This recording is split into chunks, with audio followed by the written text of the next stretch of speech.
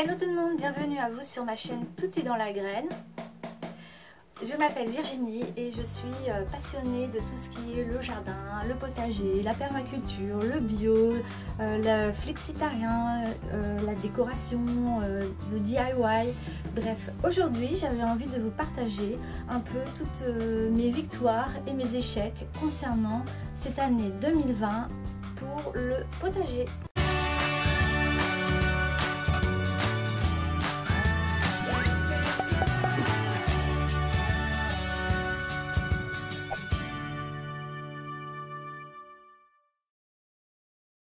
Première victoire, ça a été cette serre. Donc c'est une serre que nous avons achetée en janvier et on a fini de la monter en mai à peu près, milieu mai. Et je vais vous dire, c'était vraiment une galère. Déjà il a fallu se motiver pour lire le plan, de s'y pencher. On s'est dit en un week-end ou deux, allez c'est fini, on aura fini la montée. Mais en réalité ça a été beaucoup plus compliqué que ça, entre le moment où il fallait comprendre le plan, les pièces qui nous manquaient, les pièces qui ont été cassées lors de la livraison. Je vous ferai une vidéo spécialement sur la serre parce qu'il y a des choses à dire, mais en tout cas il me semble qu'il a fait 6 mètres de long et 3 de large, ou 2 de large, 2 de large. Je vous remettrai les dimensions exactes juste là, enfin, voilà, comme d'habitude. Mon deuxième point, ça va être tout ce qui concerne la culture des tournesols. Je ne sais pas ce qui s'est passé cette année, mais j'ai eu plein de pieds de tournesol que je n'avais pas dans mes souvenirs plantés. J'avais fait dans ma tête une ligne de tournesol à mon premier carré potager. Je m'étais dit voilà, bien droit là, hop, une belle ligne. Et en réalité, je sais pas, peut-être que au moment où j'ai planté mon sachet, il s'est envolé et qu'il a répandu plein de tournesols, mais en tout cas je me suis retrouvée avec plein de tournesols qui ont poussé à droite à gauche, et je ne sais pas comment. Donc voilà, donc à moins que ce soit les tournesols de l'année dernière que j'ai coupés, que j'ai mis en paillage, qui sont commencés à pousser, c'est peut-être une autre idée qui me passe par la tête, je sais pas. Mon troisième point, ça va être la culture de maïs. Alors cette année, le maïs, j'ai planté à 2 endroits différents. Donc il y en a un, il est un petit peu jaune. Je ne sais pas s'il pousse encore. J'ai commencé hier à enlever un peu l'épi et à voir. Et en fait, il y a vraiment du maïs, mais il est tout petit comme ça pour le moment. Donc je vais voir si je vais quand même le cueillir. Et tant pis, ce sera un petit maïs.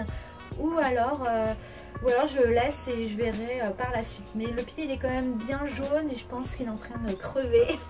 Et par contre à un autre endroit j'ai un autre pied de maïs bien vert, bien en forme. Et lui pareil, il est en train de me donner un épi de maïs. Donc je pense que là pour le coup je vais le laisser jusqu'à la fin. Mon quatrième point, ça va être tout ce qui concerne les tomates. Donc j'en ai déjà parlé au niveau de la serre. Les pieds de tomates sont plutôt bien, il n'y a pas de maladie, enfin j'en vois pas.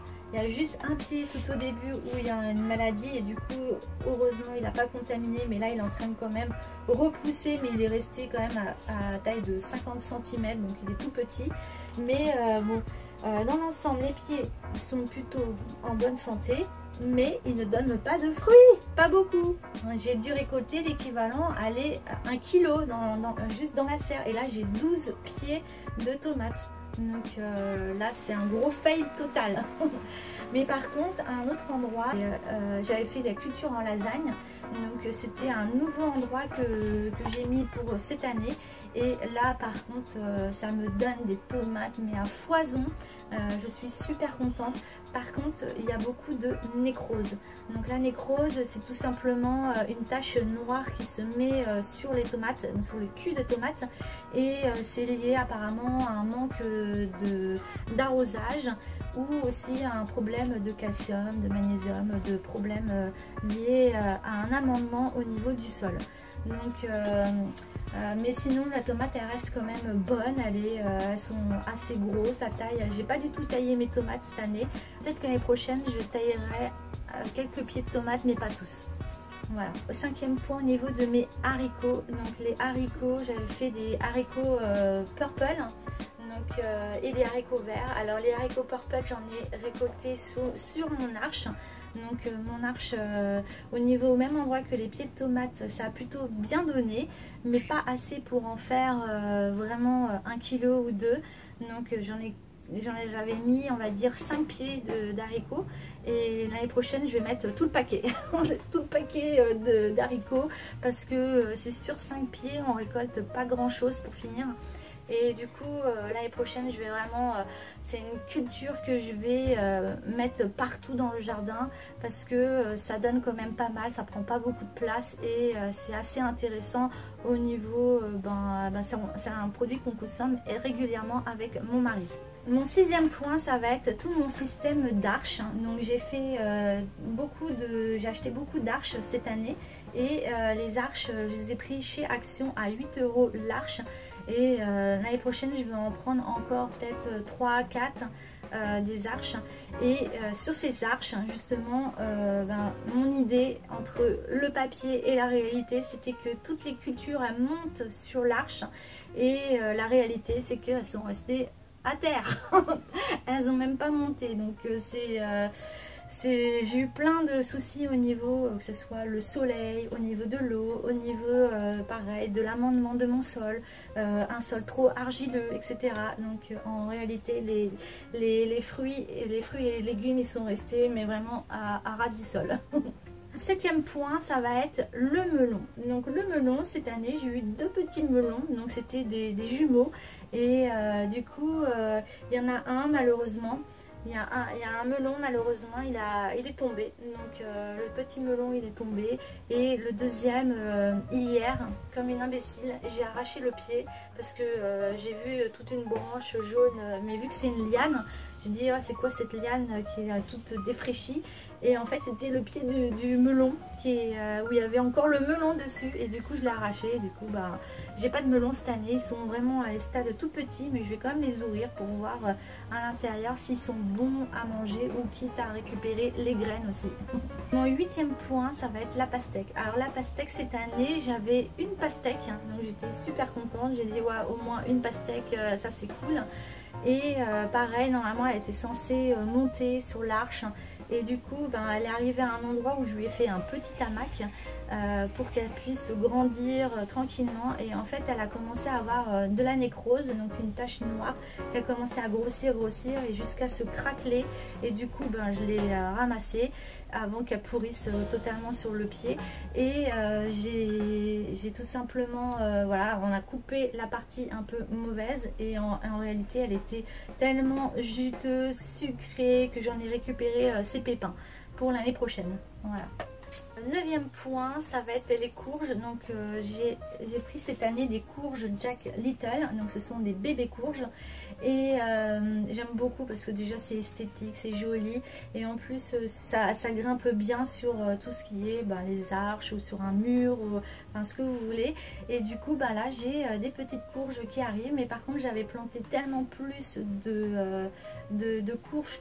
Enfin, j'avais planté plusieurs pieds, et tous les pieds n'ont pas donné. Donc voilà, l'année prochaine, à voir si je vais pas multiplier. En gros, mon problème à moi, c'est que j'ai pas assez multiplié les plants. Entre les limaces qui me les ont tous tannés, et les oiseaux qui ont dû manger aussi mes graines, etc. Du coup, l'année prochaine, je vais tout multiplier. Ça va être tellement bien. Ce genre de vidéo, c'est bien parce que quand je vais re-regarder cette vidéo de l'année 2020, et je vais me dire en 2021, t'as fait quand même un sacré chemin. Donc cette année, je peux vous dire que à travers tous les problèmes que j'ai rencontrés, j'ai grave XP, comme on peut dire, sur le potager. Les concombres, alors les concombres, j'en ai pas vu la couleur cette année. Donc les concombres, j'avais mis des pieds, et ils ont commencé à pousser en mi-août, parce qu'il y a eu une petite pluie il y a une semaine où il a vachement plu, et du coup là ça a commencé à pousser. Je me suis dit ouais, c'est la fin de la saison et les concombres commencent seulement à pousser, et du coup là ils sont tout jaunes, ils ont fait des fleurs. Ils ont fait des fleurs, beaucoup de fleurs, mais ils n'ont jamais fait de fruits. Donc du coup, voilà, je pense qu'il y a eu un problème de chaleur, d'eau, d'ombre. Voilà, on revient toujours à la même chose. Ça va être les fraisiers. Donc les fraisiers, j'avais mis côté d'un mur proche de la serre des fraisiers et ils m'ont tellement pas donné de fraises. Ça fait 1 an qu'ils sont là et là ils sont limite en train de crever, que du coup je me suis dit allez, moi j'ai envie d'avoir un endroit où il y a plein de fruits rouges.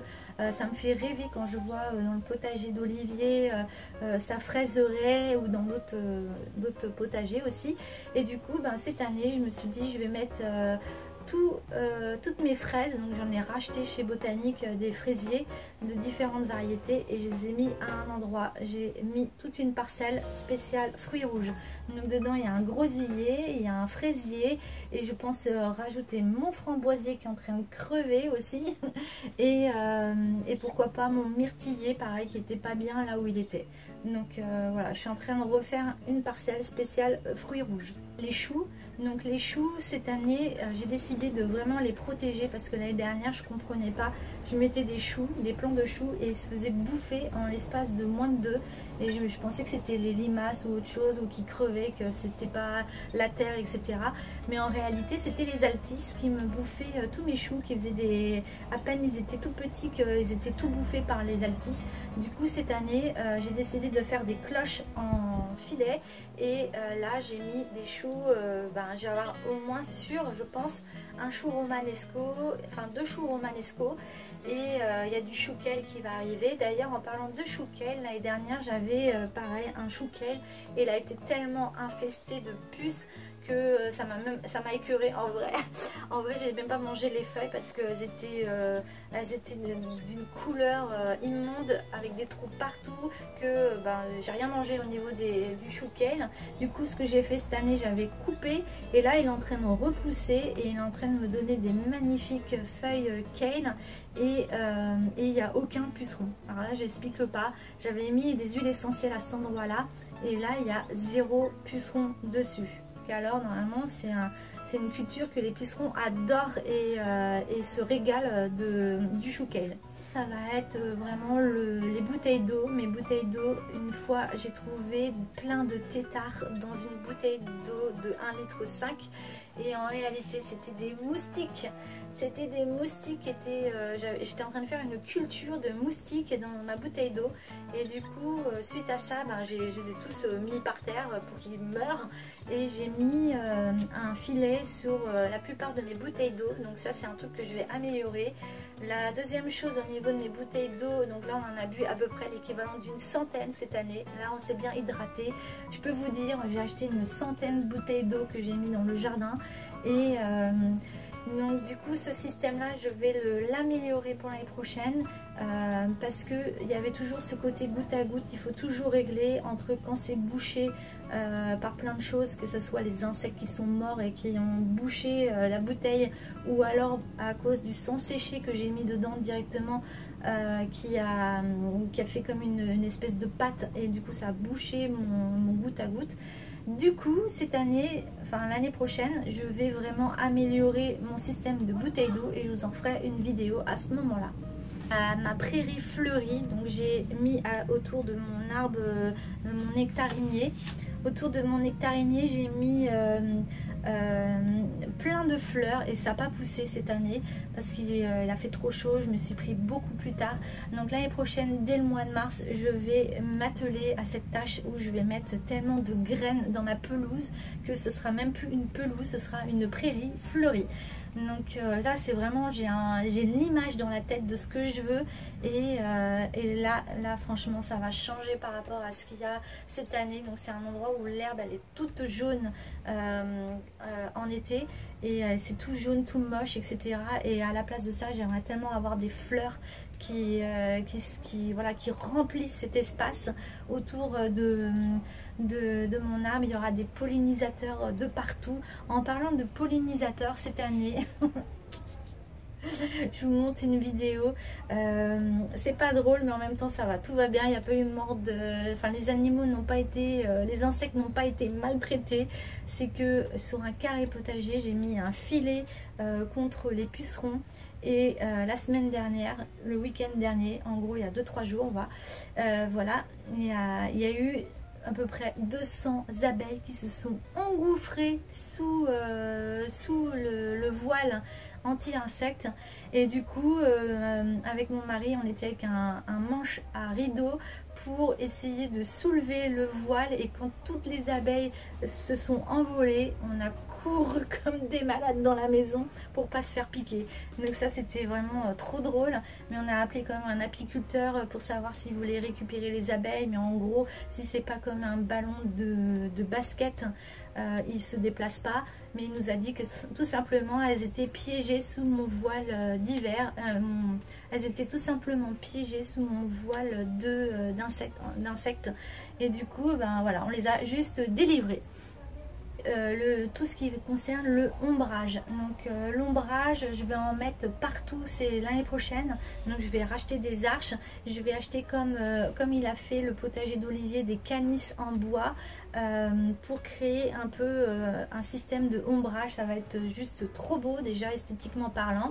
Maintenant avec le vent qu'il y a ici, je vais voir comment je vais les faire bien tenir. Mais voilà, je vais mettre beaucoup plus de ombrage. C'est quelque chose que j'avais déjà réfléchi il y a l'année dernière quand j'ai commencé à faire le potager, en me disant ouais, quand il y a trop de soleil ça tue tout. Et du coup voilà, paillage, ombrage, c'est des choses que je vais travailler concernant l'année prochaine. Concernant le paillage, j'ai acheté aussi chez Lidl un broyeur à végétaux, et du coup je suis en train de récupérer tout ce que je trouve dans le jardin au niveau des végétaux, que ce soit des orties, des herbes qui poussent, des mauvaises herbes on va dire. Et j'ai taillé mes rosiers, enfin voilà, toutes les tailles de haies, etc. Du coup je m'en sers pour pailler mon jardin, donc je broie tout et je le mets sur mon potager, et du coup ça va vraiment aider à ma terre à amender ma terre, voilà, à apporter de l'azote, etc. Dernier point, puisque la vidéo est déjà bien assez longue comme ça va être tous mes carrés potagers. Donc cette année j'ai acheté des carrés potagers, j'en ai acheté 2, et donc c'est un endroit où c'est bitumé, et j'avais envie de mettre que ça soit aussi des endroits de culture. Du coup là ça fonctionne plutôt pas mal, donc j'ai mis tout ce qui concerne les salades, tout ce qui va concerner un peu en vrai à mon extracteur de jus. Donc j'ai mis du chouquet, j'ai mis des épinards, j'ai mis du céleri branche, j'ai mis de la carotte, j'ai mis aussi des haricots, voilà, enfin, j'ai mis plein de choses. Et du coup là c'est un endroit qui est ombragé l'après-midi mais au soleil le matin, et du coup je mets des choses qui craignent pas trop on va dire la chaleur, et en ce moment ça pousse plutôt pas mal. Je suis super contente quand même pour cette année, parce que ça a été comme une école, même si j'ai pas récolté en vrai grand chose pour le moment à part les tomates. Ça a été une école pour l'année prochaine. Donc je note tout sur un papier, sur un petit calepin, qu'est-ce qui a marché, qu'est-ce qui n'a pas marché, et l'année prochaine on va essayer de s'améliorer. Merci de m'avoir suivi, merci d'avoir été fidèle jusqu'au bout. N'hésitez pas à vous abonner si ça n'est pas encore fait. Je poste plein de vidéos, notamment si vous aimez tout ce qui est le jardin, la permaculture, l'agriculture biologique, le flexitarien, les recettes de cuisine, le DIY, lettre journal, etc. N'hésitez pas à vous abonner sur ma chaîne, il y a plein de vidéos sur le sujet, et je vous dis à la semaine prochaine pour une nouvelle vidéo. Je vous embrasse bien fort, bisous, bye bye.